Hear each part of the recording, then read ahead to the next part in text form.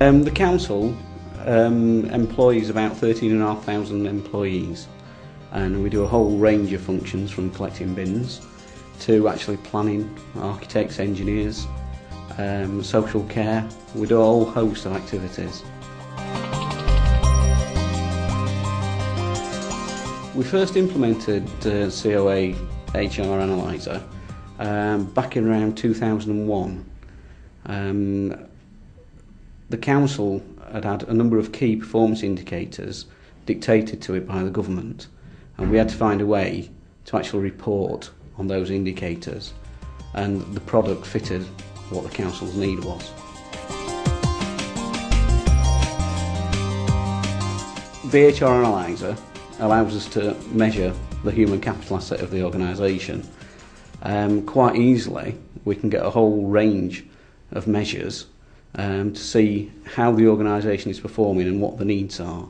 The functionality of the analyzer allows us to look through the organisation at the different aspects of the employees. I'll focus in on absence because everybody can relate to the absence and costs associated with it for an organisation. We can analyse it at a strategic level, what the top line is, but then the functionality of the analyzer is such that just by the click of a mouse I can expand the organisation and go down the various levels.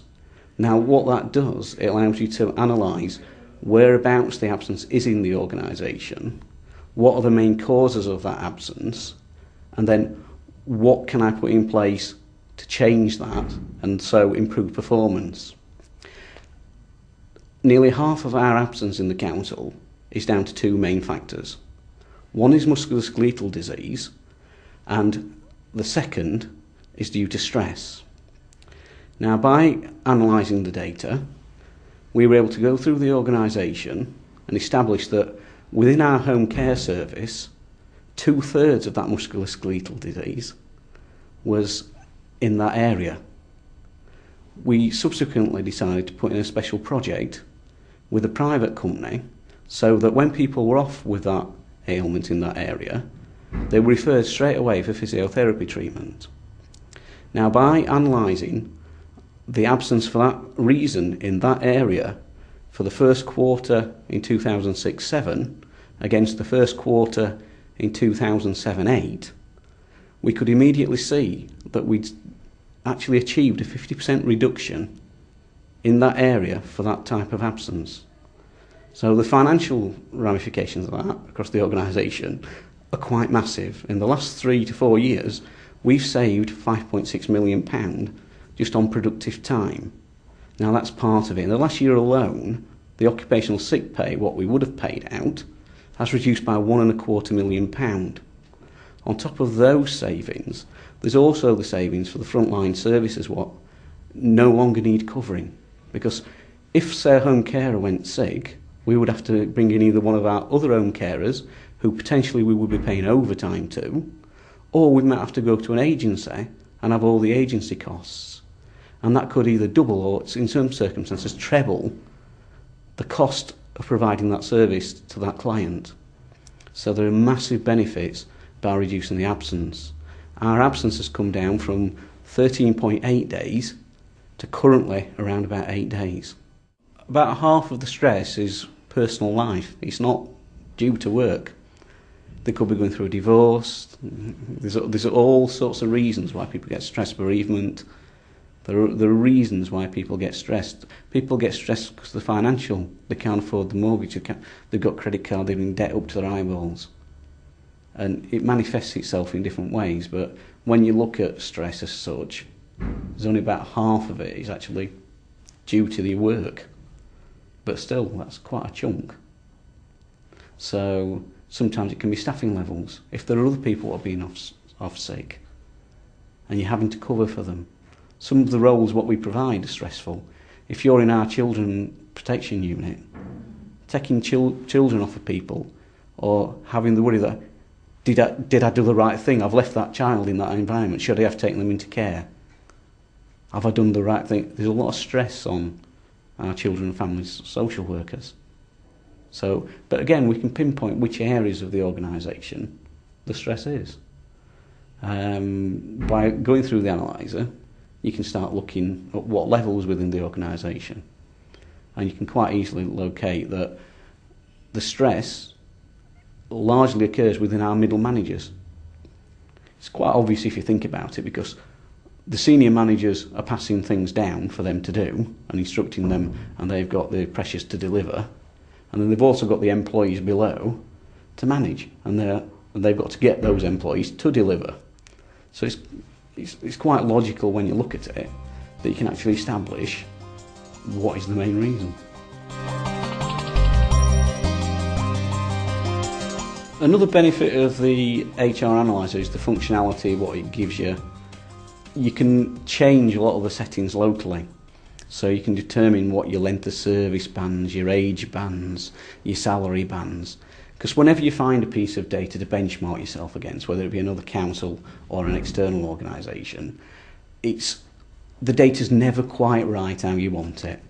It's either in 10-year age bands and you've got it in 5, or it's in 15, length of service is in 2, yours is in 4. Whatever it can be, well, the functionality of the analyzer is such that you can change them instantly. And then you know that you're actually comparing like with like, which means that it makes benchmarking against other organisations quite easily. From the council's perspective, we employ engineers, architects, social workers, HR professionals like myself. Well, other organisations have got similar jobs. Cleaners. Most organisations have got cleaners. So you can start comparing like with like. So you can see where you're out of kilter, and you can start learning from best practice. So it identifies, well, why are we paying our people that amount of money when that organisation's paying them less? So it allows you that functionality to target quite specifically and benchmark and improve performance. We got the HR Analyzer at very early days in its development. We're a beta reference site, as it were, and have contributed significantly to the development of the product. Myself and one of my colleagues actually went down to see the guys what put it together, because the council had to report on a number of best value performance indicators, and the actual product now has a standard suite of reports which actually report on those. The HR Analyzer is a tool which helps HR. So you only get out of it what you put in. You've got to be willing to tackle the data, make sure that data is accurate, because not only does it identify areas where performance is weak, it'll identify areas of wrong information and wrong data. But once you've established that and your data is of sufficient quality, it is a very powerful tool. We've used that powerful tool to embed within our organisation a culture where managers have to take into account the employee metrics when they're doing their workforce planning, their service planning. All across the organisation they get regular monitoring reports, and this has resulted in the council being one of the few councils what's got the level 4 equality standard for local government because of the monitoring what we do, because we look at things like disability, gender, ethnicity, age. The council has also received external recognition for its achievements. In the last 12 months alone, we've been nominated as the most improved council in the land. We've won awards for our payroll, procurement, HR, for our pay and workforce achievement. All this wouldn't have been possible without us using a product like the HR Analyzer.